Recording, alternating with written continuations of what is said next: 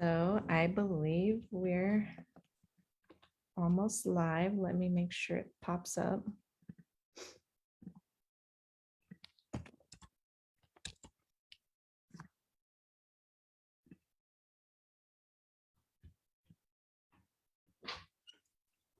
Yay, we are live. Awesome. So I'll just get us started. Hello, everybody. I'm Candy Sedevaca, your District 9 Councilwoman, coming to you with our weekly town hall. Sometimes we have other elected officials who represent us across our district at different levels of government present with us. They come on as they are able. If you were tuning into our weekly town halls during COVID, you'll notice that we kind of have been off and on with them as topics come up. We have an important topic and guest for you all today. STAR recently expanded, and we have Carleigh with us, who was originally with MHCD and is now with 911. And she can tell us a little bit about her new role and the STAR expansion. But we just want to give you guys the update. We know STAR is important in our district as it is across the city. And Carleigh is the best person to give us all the good information about this wonderful program. So I will turn it over to Carleigh. And if you have questions, just pop them in the chat or actually in the Facebook thread, and we'll get to your questions when Carleigh is done giving us her overview. Awesome. Thank you so much. I'll give you all the deets on the STAR expansion and my new role. So as you mentioned, I was in community mental health with Mental Health Center in Denver for a long time, about 7 years, and worked on that side with the STAR pilot. And now that the program's expanding citywide, Denver 911 hired an operations manager, and they wanted a clinician to fill that role. So I kind of made the leap over to 911, which has been a new and exciting challenge for me professionally, and really excited about bringing the expanded resources to the city. So as you guys know, STAR Support Team Assisted Response has been running a pilot in District 6 since June 1st of 2020. As of Monday, we've responded to 1,886 calls for service without ever needing to call police for backup due to a safety issue. So we're very proud of that stat. And there's been a significant investment by the city to expand STAR outside of District 6 and expand it citywide. So Mental Health Center of Denver will be providing the clinicians, and Denver Health will be providing the paramedic EMT component. So that's who's on the van, is a clinician and a medic.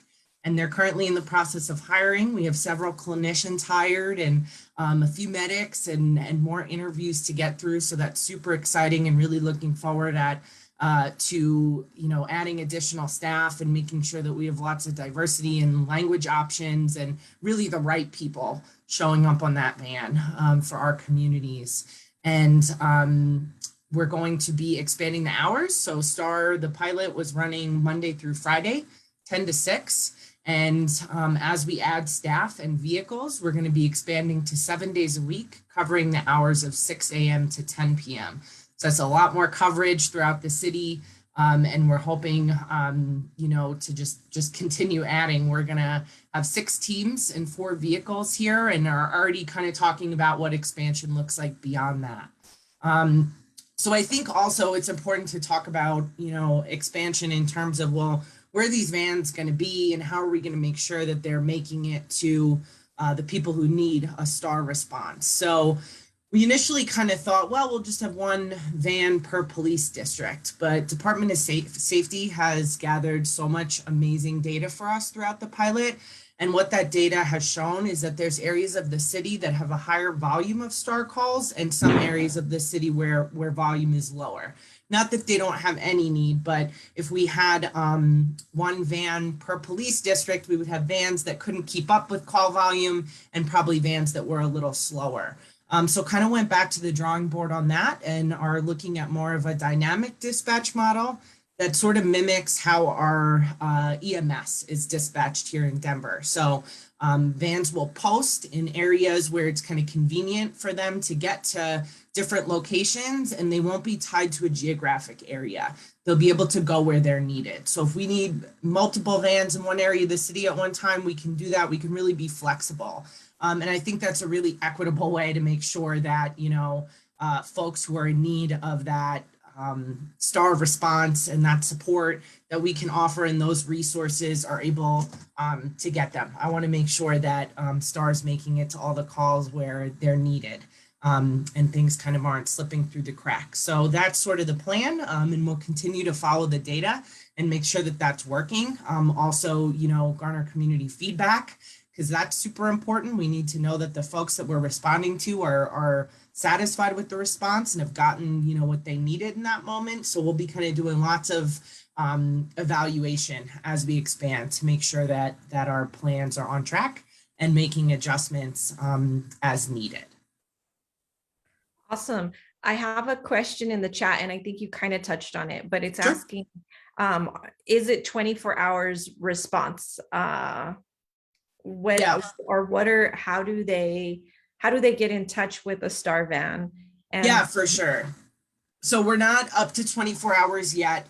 We are starting expansion within the hours of 6 a.m. to 10 p.m.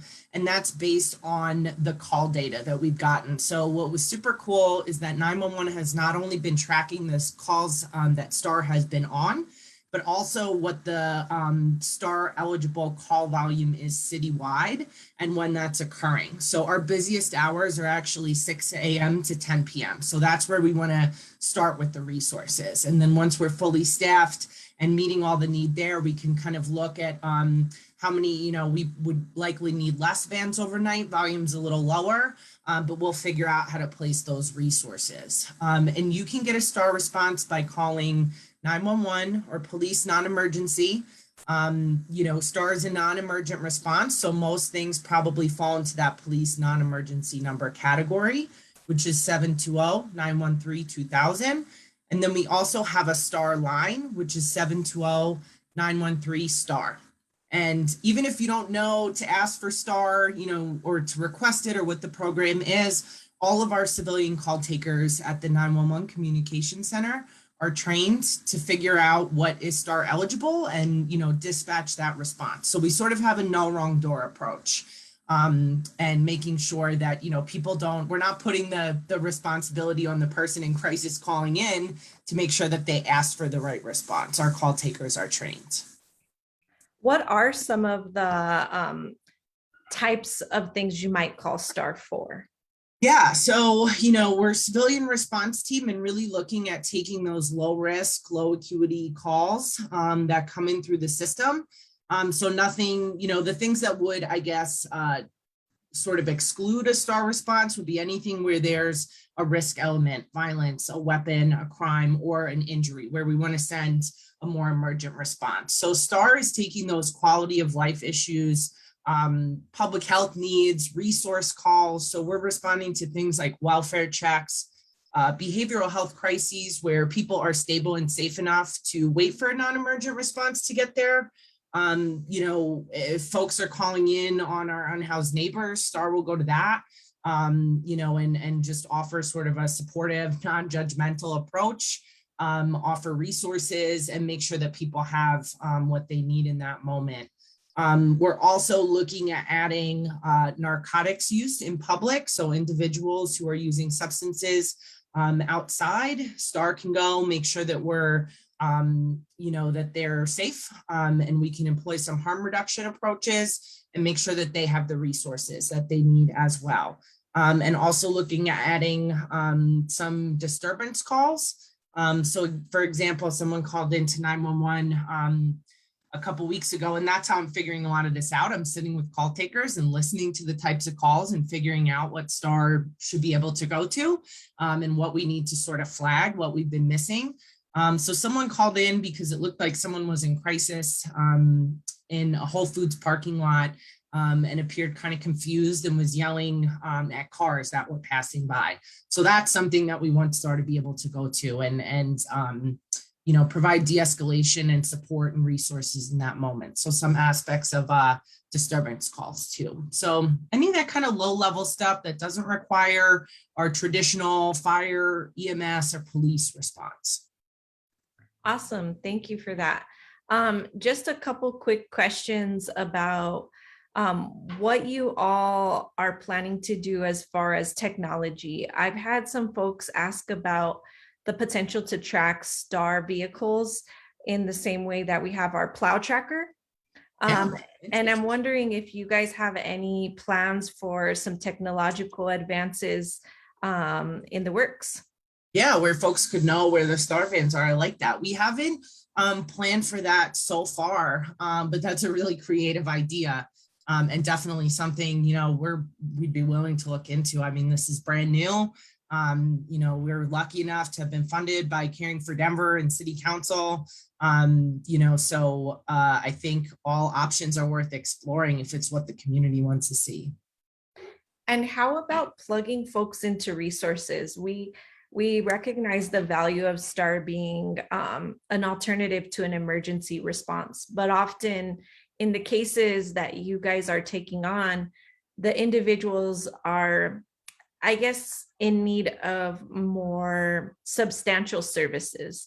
And so does STAR do any of that initial legwork to get people plugged into services? And what kind of examples do you have of services STAR has connected folks to? Yeah, absolutely. We really see STAR as a two-prong approach. So they're sort of the team that shows up and mitigates the immediate crisis, builds rapport, and sort of begins to problem solve what can help keep this person from cycling in and out of crisis. So that's sort of this first prong. And then the second prong are those community partners and resources that we can do a warm handoff to make sure that people are getting the help that they need. I think, not to take us off on a tangent too much, but I think STAR also has the ability to highlight some resource gaps in our community and sort of point out maybe where the STAR team is struggling connecting folks or getting that follow through. So that's an opportunity, I think, as well. But we, will connect folks to shelter options, formal mental health or substance use treatment if that's what they're wanting or needing. We rely heavily on the Harm Reduction Action Center for folks who maybe aren't quite at that action phase of change, but we want to make sure that they're, empowered to take control of their own health and wellness. The gathering place we utilize a ton. The VA, we have great contacts at the VA when someone's a veteran and needs to be reconnected to those resources. I mean, we really try to be yes people and make it happen. If someone has a need, we're kind of willing to do that legwork. And we also love, forming those direct relationships with those service providers. So it's not just saying, here, call a phone number, or here, we'll give you a ride and drop you off outside. Like, we have a contact that we can call, that we could do a warm handoff to, that will accept that person. I've worked in community mental health long enough to know that handing out a phone number to call for a referral for an appointment that might be 4 to 6 weeks out, I mean, that just doesn't work for folks. It would work for me.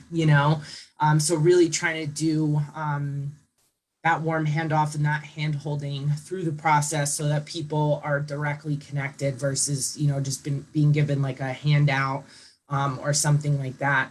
I think probably the best example I have off the top of my head, and this was pretty early on in the pilot, I was working a STAR shift and we came upon a gentleman. Well, someone had called on a gentleman who was down on the 16th Street Mall in a broken wheelchair. And he just didn't look like he was doing well. It didn't look like he could get around easily.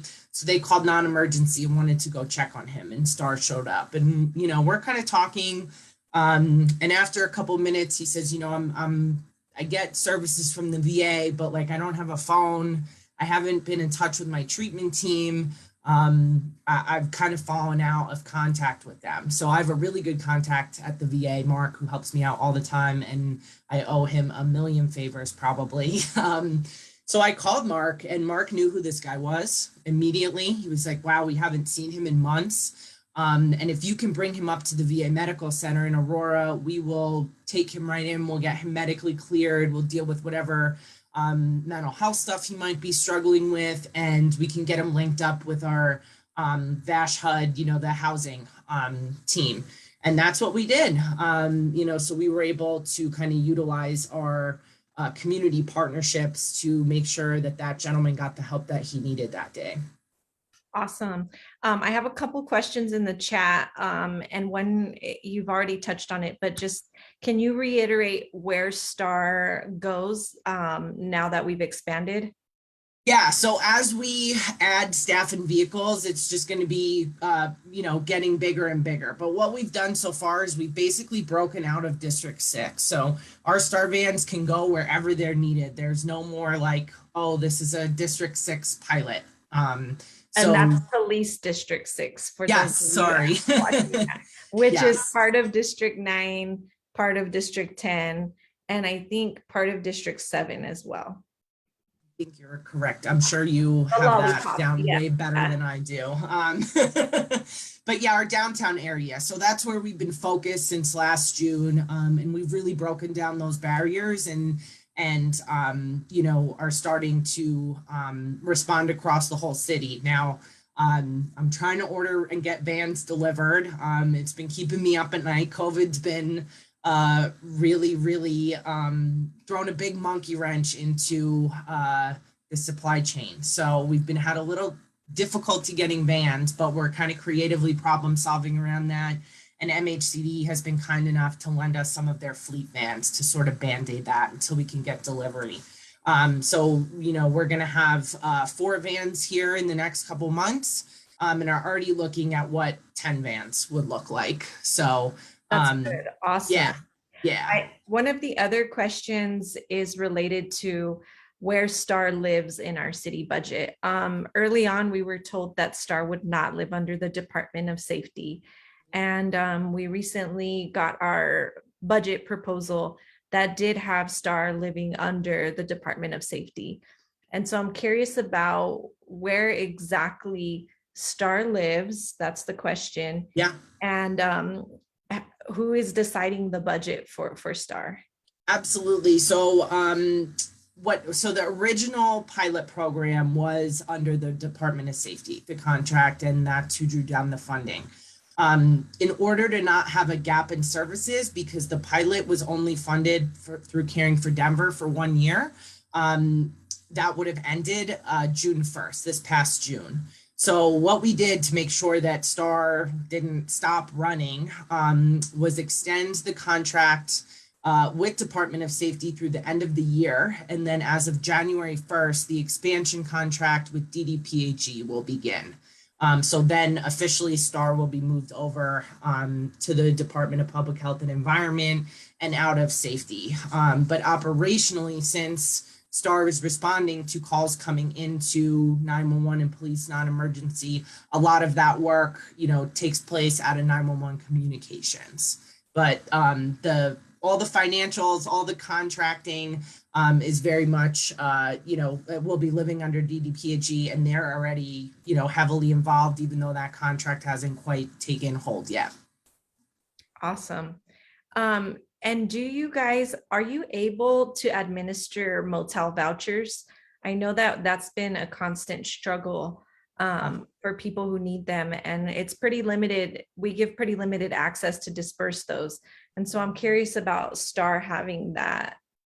Do not have access to funding for motel vouchers. That I think that was actually brought up at the last, we just had the community advisory board meeting this past Wednesday. And one of the board members brought that up. So it's definitely something we're discussing. I know that's super helpful, especially in terms of stability for folks that are trying to get connected to more ongoing resources. Just having that home base and that, place to stay makes outreaching people, making appointments and all that kind of stuff so much easier. We have some questions about what partnerships on a national level has STAR been engaged in regarding alternatives to policing efforts nationwide? Wow, that's a big question. I have, been on so many different panels and conferences and, we just, I had done a panel for the Center for State Governments, where that brings together, municipalities across the nation that are trying to engage in this type of work. It's been great because what it does is it provides me with a network of people who are doing similar work around alternative response. And it's really great to have like a group of people that I can bounce ideas off of, or that we can learn from. So lots of networking and consulting with other folks. These programs are popping off up across the country. And I think it's really great that we can all sort of learn from each other. Got it. So somebody asked what, and I think that you kind of already touched on why the budget was under the Department of Safety, but going forward, how will STAR determine what their budget ask is annually? What data will be used, and will it be you being that primary person saying, hey, STAR really actually needs this much money based on this data? Or will there be the involvement of that community advisory board? How will it work going forward as we move into a new home under DDPHE?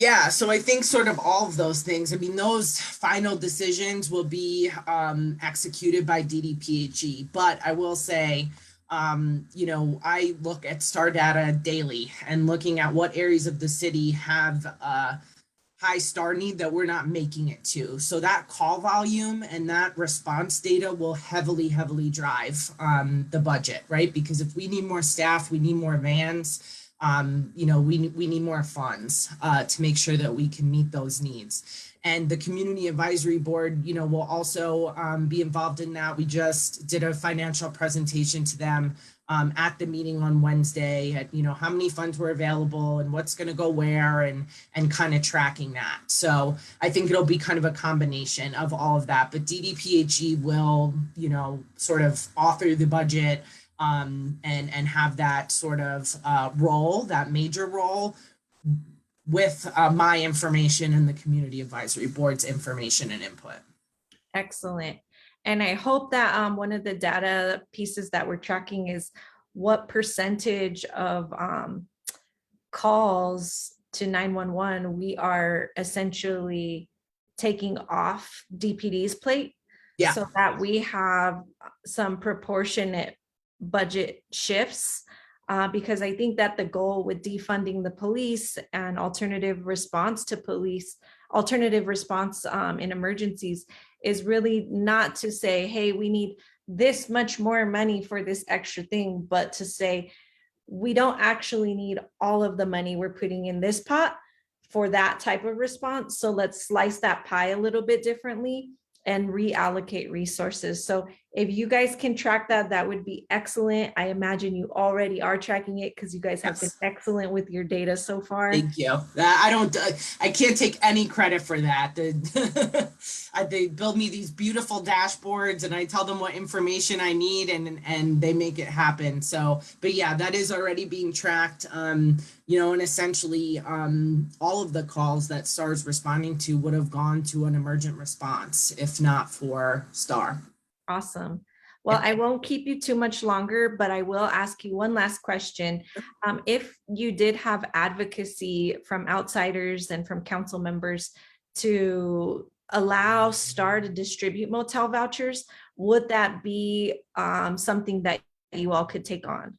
Yeah, absolutely. I mean, we, want any resource that's going to be helpful to folks in the moment.